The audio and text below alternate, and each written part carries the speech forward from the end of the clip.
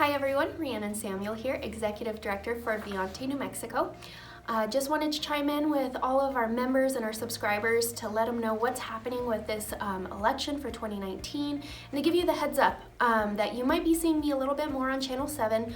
My point with being on there is to offer a nonpartisan voice both on our local elections and state, but also our federal. So I may not always be talking about Viante specific things, but my point with being there is to offer insight for the viewers that lays out the facts as they lie and not really give one side of the party's issue or the other. Just let the viewer make up their own minds.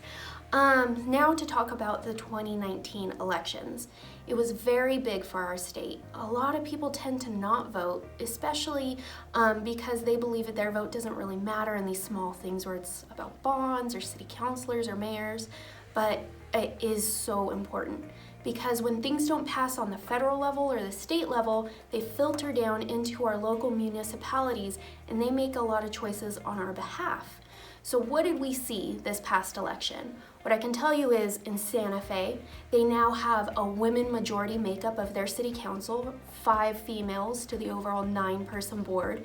In Las Cruces, they had their very first ranked choice voting for their mayor. Mayor Ken won amongst 9 candidates. And what ranked choice is when you go to vote, you get to say, I like this person the most, this person the second most, and so on and so forth. This is basically what they call an instant runoff. So he went through all 9 rounds, so that way he could achieve 50% of the vote, and he won. This is huge because a lot of cities and states are doing it. It's also been talked about here in Albuquerque, so to see it executed in Las Cruces is a pivotal moment for our state. Other things that happened in the city of Albuquerque, we had a lot of city council races where a few newcomers are in there. Well, I take that back. We had 2 incumbents that are back in their seats. It's Davis and Jones, but now we have a runoff.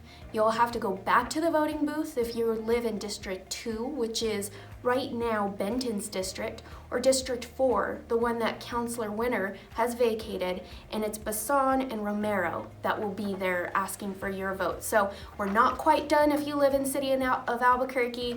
We're gonna have to vote again, but all in all, the voters turned out, again, 23% participation, at least here in Bernalillo County, which compared to 4 years ago where they had 6%, is really good. We're making waves.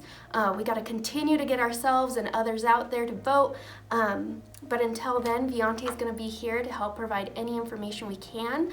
If you're not a member yet, please consider doing so. We utilize your member revenue to continue nonpartisan research and to get the word out there that you don't have to fit into one box or the other. We're all in it together. We need to work together to turn our state around. Thank you.